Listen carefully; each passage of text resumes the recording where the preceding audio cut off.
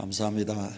설날을 맞이하여서 이 예배에 참여하신 우리 성도 여러분들과 설날을 맞이하여서 고향교회를 찾아오신 우리 사랑하는 믿음의 자녀들 위에와 오늘도 이 시간 해외에서 이 설교를 보고 있을 우리 온유교회 사랑하는 성도들, 또 군에서 군 복무에 종사하는 우리 아들들, 또 온유교회 홈페이지를 보면서 함께 성도로서 살아가는 많은 믿음의 권속들에게 오늘 설날을 맞이한 우리 모든 주의 백성들에게 하나님의 크신 은총이 함께 하시기를 축원합니다. 여러분, 고향을 잘 다녀오신 분들도 계시고 또 이렇게 설날을 맞이해서 고향을 찾아오신 우리 자녀분들도 이 시간 함께 예배를 드리고 있습니다.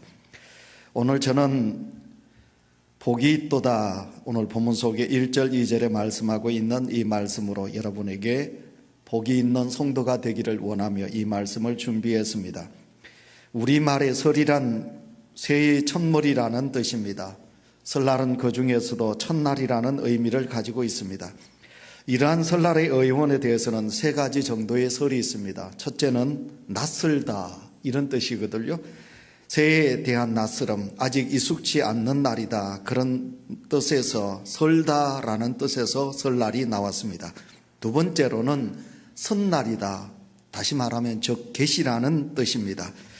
새날이 시작되는 날이다, 이런 날로서 선날이라는 그런 뜻을 말하고 있습니다. 그 다음에 세 번째로는 삼가하다 또는 조심하다라는 그런 뜻이 있습니다.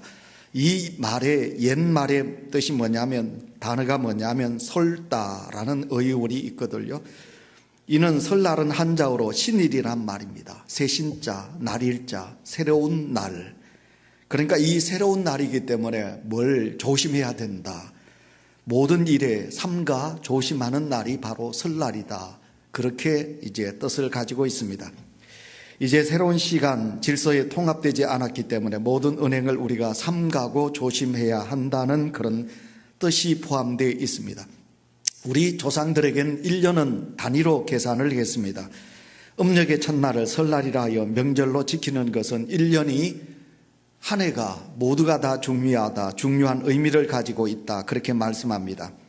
오늘 새해 첫날인 설날을 맞이하여 몸가짐과 마음가짐을 바로 세우는 것은 우리뿐만 아니라 전 세계의 사람들이 똑같이 가지고 있는 마음입니다. 하물며 우리는 누군가요? 우리는 성도 아닙니까? 하나님을 믿는 성도 아니겠습니까? 그러므로서 이 한 해 동안도 우리는 성도로서 신앙의 자세를 우리는 바로 가져야 되겠습니다. 김동호 목사님의 책 속에 보시면 내게 행복을 주는 사람, 여러분 복음성가 이런 제목 같은데 제목이 내게 행복을 주는 사람이라는 책이 있습니다. 이 책 앞부분에 보시면 행복에 대한 생각이라는 제목의 글이 있는데 그 글 속에서 이 땅에 살아가는 모든 사람들에게 당신 행복합니까? 라고 묻는다면 대부분의 사람이 세 가지로 답을 한다는 것입니다. 근데 대부분 사람들이 가장 첫째 어떻게 대답을 하느냐 하면 당신 행복하게 사십니까? 요즘 어떻게 사십니까? 그렇게 물으면 첫째는 1위가 그럭저럭 삽니다. 이게 1위고요. 그 다음에 두 번째는 마지 못해서 삽니다. 그럼 세 번째는 뭔지 여러분 아시겠죠? 세 번째로는 죽지 못해서 삽니다. 이렇게 답을 한다고 합니다.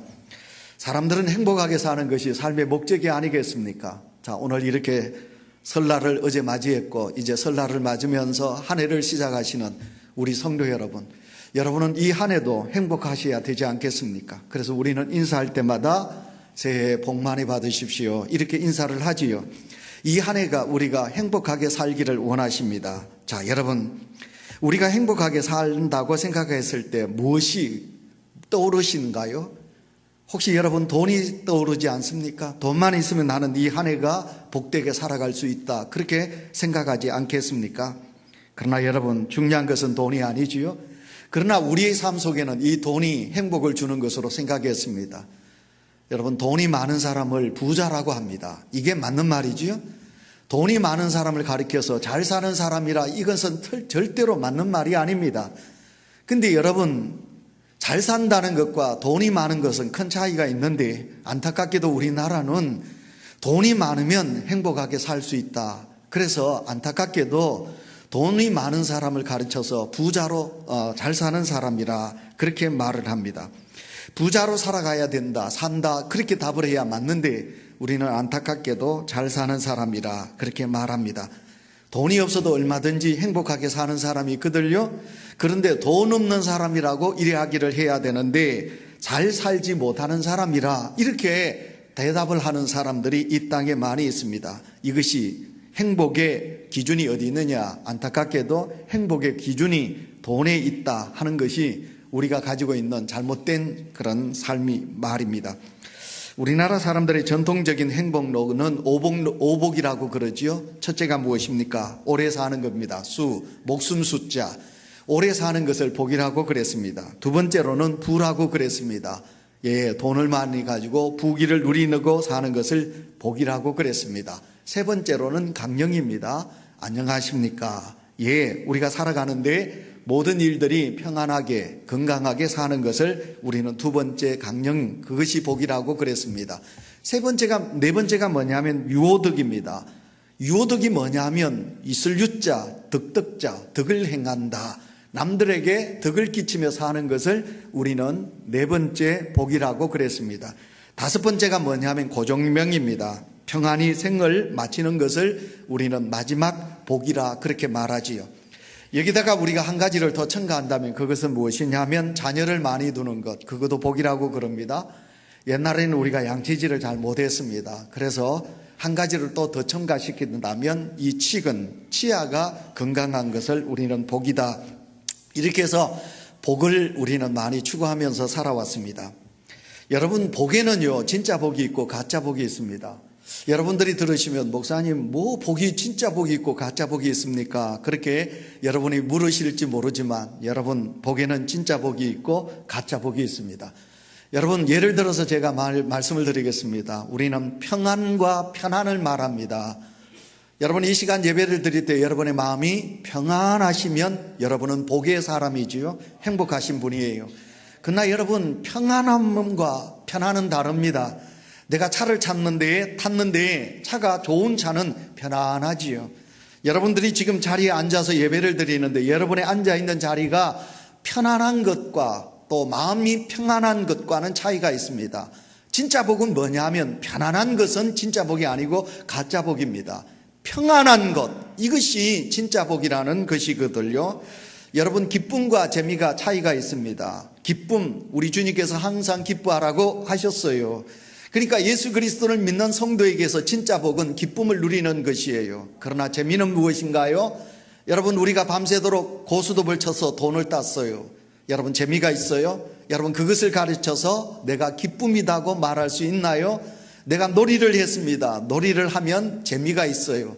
여러분, 그 재미를 가지고 우리가 복이라고 말할 수 있나요? 아닌 거예요. 기쁨을 누리는 것이에요. 그래서 이 세상에는 진짜 복은 평안함과 진짜 복은 기쁨을 누리는 거예요. 주님 안에서 가족들과 더불어 우리가 살아갈 때 그것을 누리는 것을 우리는 참된 복이라고 말할 수 있는 거지요. 근데 이 세상 사람들이 재미라든지 아니면 평안하다, 좋은 집에서 사니까 평안하고 큰 차를 타니까 평안하고, 이렇게 우리는 그것을 가져서 복으로 생각하는 잘못된 복의 개념을 가지고 있습니다. 이제 오늘 본문 속으로 들어가 보도록 하겠습니다. 시편 32편. 여러분 시편 32편에 보시면 마스길이라고 써 있습니다. 마스길이란 말의 뜻은 뭐냐면 교훈이다, 그런 뜻이에요. 그런데 오늘 시편 32편은 다윗이 하나님 앞에 참회하면서 기록한 글입니다. 하나님 앞에 참회를 합니다. 죄를 지었습니다. 하나님 용서하여 주십시오. 내 죄를 사하여 주십시오. 마음이 아픕니다. 내 죄로 말미암아 내 마음이 슬픕니다. 하나님께서 용서하여 주셔야만이 나는 참된 평안을 누릴 수 있습니다 하면서 참회하면서 글을 노래했습니다. 다윗의 참회의 시는 시편 속에 보시면 7편이 나옵니다. 7편에 여러분 참회의 시가 기록되어 있는데 그 중에 한 편이 바로 오늘 시편 32편입니다. 자, 오늘 복 있는 사람, 오늘 여러분 1절에도 보시면 복이 있다, 2절에도 보시면 복이 있다, 그렇게 말씀하고 있습니다. 그러면 오늘 다윗이 하나님 앞에 복이 있다, 복이 있다, 2017년 설날을 이제 맞이하고 또 첫날을 맞이하면서 사랑하는 성도 여러분, 이 한 해 동안도 우리가 어떻게 하면 복이 있느냐, 어떤 사람으로 살아갈 때 우리가 참된 복의 사람으로 살아가고 갈 수 있느냐 하는 것을 성경은 우리에게 말씀하고 있습니다. 첫 번째, 여러분, 우리가 복이 있으려면 어때야 되느냐? 바로 복이 있으면 죄 사함을 받을 때 우리는 복이 있는 사람이 될 줄로 믿습니다. 사랑하는 성도 여러분, 하나님께서 우리에게 죄를 사하여 주셨음을 믿으시기를 축원합니다. 여러분, 이 죄 사함이 우리 속에 있습니다. 자, 성경을 읽겠습니다. 1절을 우리가 다 같이 읽도록 하겠습니다. 시작. 허물의 사함을 받고 자신의 죄가 가려진 자는 복이 있도다. 아멘. 다윗은 오늘 우리의 인생들에게 기원하고 있습니다. 복이라는 것은 죄를 여러분 사함 받는 것이 복이다, 그렇게 말합니다. 그가 사죄의 복을 말하고 있는 것은 처음부터 죄 없는 인간은 존재하지 않는다는 사실을 전제로 하고 있는 말씀이지요. 죄 없는 인간이란 결단코 이 세상에 존재하지 않습니다. 모두가 다 우리는 죄인입니다. 아담과 하와가 죄를 지음으로 인하여 이 땅에 살아가는 모든 인간이라면, 사람이라면 모두가 다 죄인입니다. 그런데 중요한 것은 무엇입니까? 그 죄를 짓고도 사함을 받지 못하고 죄인으로 살아가는 인간이 있는가 하면, 죄를 지었는데 그 죄를 사함받고 살아가는 사람이 있다는 것입니다. 자, 생각해 보세요. 누가 복 있는 사람입니까? 죄를 그대로 가지고 살아가는 사람이 복이 있나요? 그 죄를 사함받고 살아가는 사람이 복이 있나요? 여러분, 이 한 해 동안도 하나님께서 여러분에게 함께하여 주셔서 여러분의 허물이 사함받고 살아가는 은혜가 여러분 속에 있으시기를 축원합니다. 우리는 종교개혁자 마틴 루터를 너무너무 잘 알고 있습니다. 루터가 종교개혁을 시작하려고 시작했더니 기도 중에 누가 찾아왔느냐 하면 마귀가 찾아왔습니다. 마귀가 찾아와서 기도하고 있는 이 루터에게 뭐라고 말하느냐 하면, 루터, 너는 성직자지. 근데 너는 죄로 가득 차 있는데, 네가 그 죄가 많은데 네가 어떻게 성직자야? 그리고 죄가 많은데 네가 그렇게 죄를 많이 가지고 있으면서도 어떻게 남들에게 개혁을 말할 수 있느냐? 너는 절대로 죄인이기 때문에 종교개혁을 할 수가 없어. 이렇게 루터의 마음속에 마귀가 찾아와서 그렇게 말을 했어요. 그랬더니 이 루터가 가만히 기도하면서 생각해 봤어요. 그렇다, 나는 정말 죄인이다. 나같이 큰 죄인이 어디 있는가? 그때 하나님의 성령이 이 루터에게 찾아왔어요. 다시 루터에게 성령께서 말씀하시는 거예요. 뭐라고 말씀하십니까? 루터야, 너는 죄인 맞았어. 그러나 루터야, 하나님이 너를 사랑하셔서 예수 그리스도를 주셨지. 예수 그리스도의 은혜로 너의 모든 죄는 사함 받았느니라. 할렐루야. 우리 주께서 이렇게 말씀하여 주셨어요. 루터는 그랬어요. 그렇다, 나는 죄인이었다. 그러나 우리 주님이 나를 위하여 십자가를 지심으로 말미암아 나는 예수 그리스도의 이름으로 나는 죄 사함을 받은 자가 아니냐. 그래서 이 루터는 자신 있게 누구에게? 마귀에게 이야기합니다. 나는 죄인이었으나 예수 그리스도가 내 죄를 대신하여 십자가에 달려 죽으심으로 인하여 나는 이제 죄인이 아니고 나는 주님의 자녀가 되었느니라. 악한 마귀야, 내게서 물러갈지어다. 그렇게 루터가 자신 있게 고백을 하게 된 것입니다.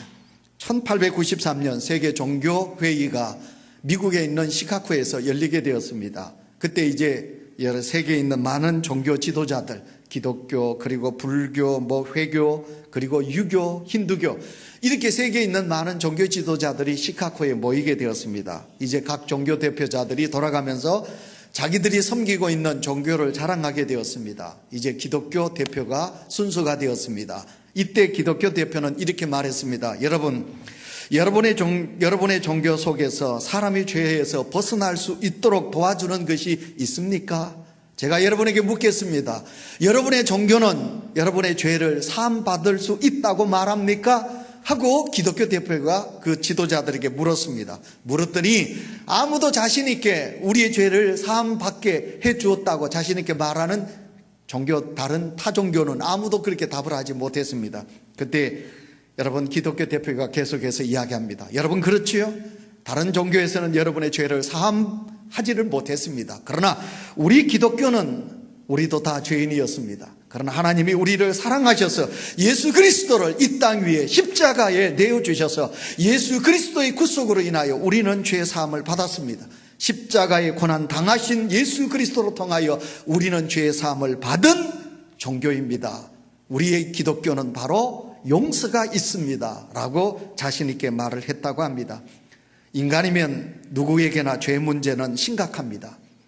그러나 누구도 죄의 문제를 해결할 수는 없습니다. 오직 예수 그리스도의 십자가의 능력으로만 죄의 사함을 얻게 되는 것입니다. 우리는 이미 예수 그리스도를 믿음으로 말미암아 죄의 사함을 받은 하나님의 백성인 줄 믿습니다. 여러분, 이 믿음으로 이 한 해 동안도 여러분 어떻게 사셔야 되나요? 내 죄는 예수 그리스도의 십자가로 말미암아 죄 사함 받았다. 나는 죄 사함을 받은 하나님의 자녀가 되었노니라. 그래서 여러분, 다만 우리는 어떻게 하셔야 되나요? 감사하셔야죠. 여러분, 이 한 해 동안 어떻게 사셔야 되나요? 여러분, 누구보다도 기뻐하고 감사하면서 그리고 찬양하면서 살아가는 성도가 되시기를 축원합니다. 여러분은 복의 사람입니다. 여러분에게 하나님의 복이 있습니다. 이 복을 누리시기를 축원합니다. 그 다음에 두 번째, 여러분, 우리가 성경을 읽겠습니다. 6절 읽습니다. 이로 말미암아, 시작. 이로 말미암아 모든 경건한 자는 주를 만날 기회를 얻어서 주께 기도할지라. 진실로 홍수가 범람할지라도 그에게 미치지 못하리이다. 아멘. 두 번째, 복이 있다. 누구에게? 기도하는 사람에게 복이 있은 줄 믿습니다. 기도, 그러면 우리나라만큼 이 기도와 밀접한 민족은 없다고 생각합니다. 여러분, 그때 누구에게, 기도의 대상이 누구인지를 모르고 우리 엄마들은 기도를 했습니다. 여러분, 안타깝게도 그래서 하나님을 믿지 못하고 예수 그리스도가 이 땅에 복음이 심겨지지 않았기 때문에 내 엄마는 내 믿음이 아니에요. 내 부모는 아침에 정한수 떠놓고 비나이다. 그러면서도 누구를 위해서? 당신을 위해서가 아니에요. 누구를 위해서? 내 아들, 내 딸을 위해서 기도하던 민족이 우리 민족입니다. 그래서 하나님께서 이 땅을 긍휼히 여기사 선교사들로 통하여 130년, 150년 전에 예수 그리스도를 이 땅에 주신 줄 믿습니다.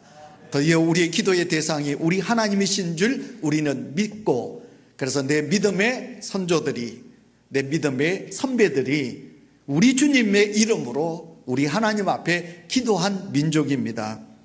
자, 사랑하는 성도 여러분, 오늘 여기 6절 말씀에 경건한 자라고 그랬습니다. 경건한 자란 곧 죄사함을 얻고 하나님과의 밀접한 관계를 이룬 자가 바로 경건한 자입니다.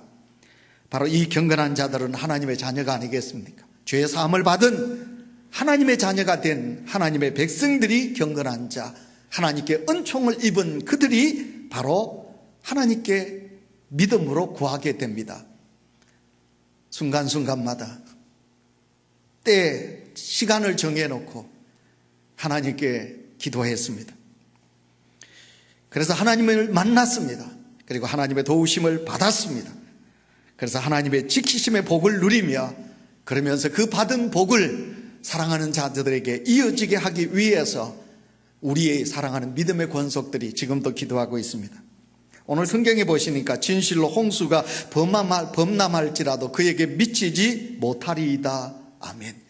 여러분, 갑자기 홍수가 범람했다. 이것은 갑자기 재난이 누구에게? 자녀들에게, 가정에 덮쳤다, 그 말이거든요.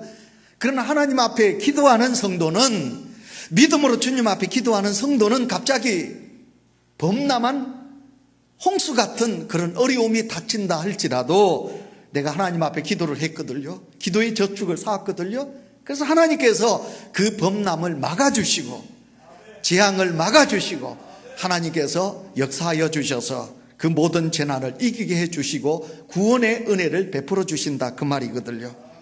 하나님은 기도하는 사람을 기뻐하시고 기도하는 사람에게 은혜를 주시는 줄 믿습니다.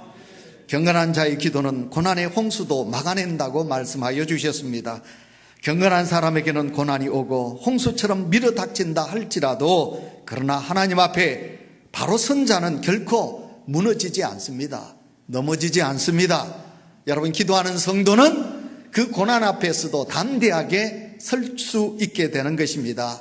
그러므로 사랑하는 성도 여러분, 복 있는 자, 그 복 있는 자는 바로 기도하는 자입니다. 오늘 제가 이래 보니까 자녀들이 오신 분들이, 여러 가정들이 있네요. 여러분 감사하십시오. 여러분의 부모가 새벽마다 여러분을 위하여 기도하고 계신다는 사실을 여러분 절대로 잊지 마세요. 중삼층에 계신 사랑하는 성도 여러분, 여러분은 절대로 여러분의 부모의 은혜를 잊지 마세요. 여러분들이 누구보다도 새벽을 깨워 기도하는 어머니가 여러분에게 있어요. 여러분이 지금 애쓰고 노력해가지고 내가 오늘 이렇게 살고 있다? 절대로 그런 교만한 생각 가지지 마세요. 한치 앞을 알 수 없는 것이 인간이 아닌가요? 세계 경제와 한국 경제를 보세요. 우리는 절대로 누구에게도 내 노력과 성실하면 살아갈 수 있다고 자신한다고 말하지만 죄송하지만 아니에요. 하나님께서 이 땅을 살피시고 특별히 믿음으로 자녀 손들을 위하여 기도하는 믿음의 의인들, 그 의인들의 기도를 받으셔서 오늘도 하나님의 복이 여러분에게 있는 거예요. 우리 성도들이 고백하지요. 제가 자주 여러분에게 말씀드렸어요. 어떤 분은 보니까 좋은 부모 만나서, 그 좋은 부모는 믿음의 부모 만났어. 그 믿음의 부모 덕택에 저렇게 살고 있는데, 나는 믿음의 부모를 만나지 못하고 내가 일대 신앙인이 되어서 내가 그 고난 속에서도 믿음을 지켰고, 그래서 남들보다도 내가 더 많이 기도를 해야 된다고 고백하는 장로님, 권사님이 이 자리에 계시는 것을 제가 잘 알고 있어요. 여러분 잘나서 여러분 지금 이렇게 잘 살고 있는 줄 압니까? 여러분이 능력 있고 똑똑하고 여러분 IQ도 높고 누구보다도 어떤 기술이 있고, 그건 아니에요. 여러분이 지금 이렇게 살아갈 수 있는 은혜는 하나님이 여러분을 긍휼히 여겨주신 은혜지요. 그 하나님 앞에 새벽마다 그 하나님 앞에 눈물로 기도한 사랑하는 어머니의 기도가 있고 아버지의 기도가 있고 믿음의 부모의 기도가 있어서 여러분이 이 자리에서 오늘도 이 땅 위에서 살아가고 있는 것을 생각지 못해요. 그래서 제가 목회하면서 가슴 아픈 것은 뭐냐면, 그래요, 이재학 목사님, 제가 제 부모님의 기도 덕분에, 우리 장인 장모님 형제들의 기도 덕분에 이 자리에 있는 거 저는 늘 자랑하지요. 그래서 저는 누구보다도 내 자식 아들 둘을 위해서 기도하고 있어요. 근데 여러분 기도하나요? 여러분은 그렇게 기도에 그런 어떤 은혜의 밥을 먹고 살면서도 여러분은 여러분의 자녀를 위하여 얼마나 기도하고 계시는가요? 여러분의 자녀들 지금 잘 되는 것 같아. 근데 그것은 여러분이 한 것 때문에 그것을 먹고 있는 것이 아니라 여러분의 부모가 하나님 앞에 믿음으로 구했기 때문에 그것을 지금 먹고 따먹고 있는 거예요. 은행에 돈을 수십억을 모아놨어요. 저축해놨어요. 야금 지금 빼먹고 있는데 여러분 그 잔금이 지금 얼마 남지 않았다는 것을 여러분 아시나요? 그것도 알지 못하고 평안하니까, 일이 뜻대로 되니까 기도할 필요가 없다고 생각하고 기도하지 않는 성도가 우리 중에 너무 많이 있어요. 그래서 저는 그분들을 생각하면 가슴이 답답하고 아파요. 당신은 부모의 은혜로 지금 잘 살지. 그러나 문제는 여러분의 자식을 위해서는 구하지 않는 오늘의 안타까움이 여러분 속에 있다는 거지요. 복이 있는 자, 누가 복이 있는 자냐? 하나님 앞에 기도하는 자가 복이 있다고 그래요. 여러분 정말 여러분 감사하고 감사한 것은 우리 교회가 기도하는 부모가 많이 있는 거예요. 오늘 새벽에도 많은 분들이 이 아침에도 새벽에 기도하러 나오셨어요. 여러분 꼭 명심하세요. 그 기도의 은혜를 잊고 여러분 이 자리에 있다는 사실. 그러면 여러분의 자식은 귀하지 않나요? 그래서 여러분 학원으로 보세요. 학교 앞에 차 마음대로 대놓고 그 초등학교 아이들 데리고 와서 이 학원 저 학원으로 그거 아니에요. 그것은 여러분 절대로 그 자녀들에게 여러분 내일에 여러분 복이 주어지지 않아요. 하나님 앞에 믿음으로 서는 거예요. 믿음으로 설 때 하나님께서 여러분에게 복을 주실 줄 믿습니다. 꼭 이 명절에 이 고향교회를 찾으신 사랑하는 자녀 여러분, 이거 꼭 명심하시고 이 한 해 동안도 그렇다, 내 부모가 나를 위하여 기도하여 내가 오늘 이 자리에 있다, 그렇다면 내 생명보다 귀한 내 자식을 위해서 내가 기도해야 되지 않느냐, 그걸 깨닫고 이 한 해 동안도 하나님께 복 있는 자로 믿음으로 서는 모든 성도들이 되시기를 축원합니다. 우리 10절 다 같이 읽도록 하겠습니다. 10절이 있습니다. 시작. 악인에게는 많은 슬픔이 있으나 여호와를 신뢰하는 자에게는 인자하심이 두루리로다. 아멘. 여러분 마지막 세 번째 복이 있는 자, 하나님을 신뢰하는 자라고 그랬습니다. 참 여러분 믿음이 무엇인가요? 믿음은 믿는다는 거지요. 오늘 이 사회가 믿음을 가지고 함께 할 수 있는 사람이 없는 시대가 오늘 우리가 살고 있는 시대예요. 여러분, 옛날에는 슬픔을 당하면요, 온 마을이 함께 그 슬픔을 나누었어요. 기쁨이 있으면 온 마을 사람들이 함께 기뻐했어요. 농악을 치면서 함께 기뻐했어요. 그러나 여러분, 요즘 보세요. 옆집에 초상이 나도 우리는 알지를 못해요. 여러분, 밑에 있는 사람이 굶어서 죽은 지 열흘이 넘어도 여러분, 이 땅의 사람들은 옆 밑에 있는 사람이 굶든지 어떻게 사는지 생각하지 않아요. 친구를 믿는다. 여러분, 그 믿음은 내가 있으니까 그 사람이 내 친구가 되어주는 거지, 내가 없으면 그 사람은 내게 친구가 되어주지 않는 시대예요. 여러분, 마틴 부버라는 사람, 나와 너라는 책을 썼어요. 마틴 루버. 그래서 그 책 속에 보면 만남을 이야기합니다. 그 만남은 무슨 만남이냐면 인격적인 만남을 이야기합니다. 여러분, 이 인격적인 만남, 인생에는 많은 만남이 있습니다. 부부 간의 만남이 있고, 부모와 자식 간에도 만남이 있고, 성도와 성도 간의 만남이 있고, 이웃과 직장에서 사람들과 사람의 만남이 있습니다. 자, 그 만남에는 인격적인 만남이 있습니다. 그러나 잘못된 만남은 무슨 만남이냐면 목적을 위한 만남이 있다는 것입니다. 내가 저 사람에게 만나면 저 사람에게 뭔가 내가 얻을 것이 있으니까, 그래서 만남이 이루어지는 이 만남은 잘못된 만남이라고 말하는 것입니다. 여러분, 우리 주님은 우리를 만나 주셨어요. 그 주님을 만난 성도가 이 자리에 있습니다. 그 주님은 나를 위하여 죽으셨어요. 누가 나를 위하여 죽어줄 사람이 누가 있나요? 나를 위하여 희생해 줄 사람이 누가 있나요? 그러나 우리 주님은 하늘을 버리시고 이 땅에 오셔서 우리를 만나 주셨고, 우리를 있게 하여 주셨어요. 나를 세워 주셨어요. 나를 용서하여 주셨어요. 그 주님을 오늘도 우리는 만나고 있는 것입니다. 사랑하는 성도 여러분에게 마지막으로 말씀을 드립니다. 복 있는 자, 신뢰라고 그랬습니다. 여호와를 신뢰한다. 이 한 해 동안도 여러분, 사람 만나는 것보다 하나님 만남이 가장 중요한 줄 믿으시기를 바랍니다. 이 한 해 동안도 아무리 바쁘고 어려운 일이 있더라도 하나님 잘 만나세요. 하나님을 의지하세요. 하나님을 신뢰하세요.